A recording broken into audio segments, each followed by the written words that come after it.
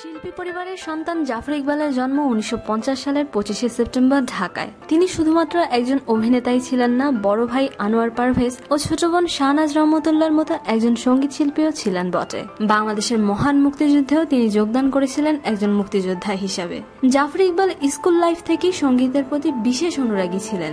দেশি মিউজিকের থেকে বিদেশি মিউজিক গিটারে তোলার ব্যাপারে আগ্রহী ছিলেন তিনি বিশেষভাবে। জাফর ইকবালের ঘনিষ্ঠজনদের সাথে কথা বলে জানা যায়, তিনি স্কুল ফাংশনে গিটারে এলভিস প্রিসলির বিভিন্ন গানের সুর তুলে দর্শকদের মাতিয়ে দিতেন। সেই সময় থেকেই তার প্রচুর মেয়ে ভক্ত তৈরি হয়, আর প্রেমিক পুরুষ হিসাবেও তরুণ সমাজে তার নাম ডাক বাড়তে থাকে। 1966 সালে তিনি একটি ব্যান্ড দল গড়ে তোলেন এবং তার প্রথম সিনেমায় গাওয়া গান ছিল পিচ ঢালা পথ। সুদর্শন এই নায়কের গাওয়া হয় যদি বদনাম হোক আরো গানটি বাংলা চলচ্চিত্রের অন্যতম জনপ্রিয় একটি গান। এটি ছাড়াও তিনি আরো কয়েকটি সিনেমার গানে কণ্ঠ দিয়েছেন। এতে গেল নায়ক জাফর ইকবালের সঙ্গীত প্রতিভা।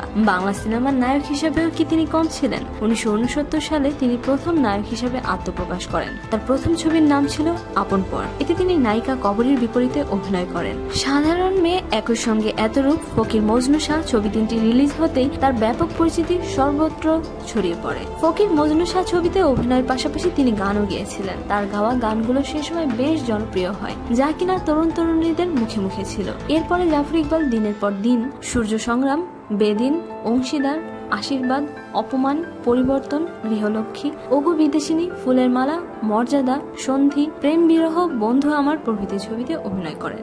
জাফর ইকবাল কবরী, শাবানা, ববিতার বিপরীতে বেশি অভিনয় করেছেন। নায়ক জাফর ইকবাল সিনেমায় প্রেমিক হোক বা পুলিশ অফিসার, মাস্তান হোক বা ডাক্তার, ভিখারি হোক বা গায়ক, সব রূপেই নিজেকে মানিয়ে নিতেন অত্যন্ত সুদৃঢ়ভাবে। 80 দশকের মাঝের দিক থেকেই গুঞ্জন উঠতে থাকে তিনি পারিবারিকভাবে অশান্তিতে জীবনযাপন করছেন। সেই সাথে তার মদ্যপান এবং খামখেয়ালি জীবনযাপনের কথাও চড়াও হতে থাকে। পরবর্তীতে মিডিয়ায় আসে তার ক্যান্সারে আক্রান্ত হওয়ার খবর।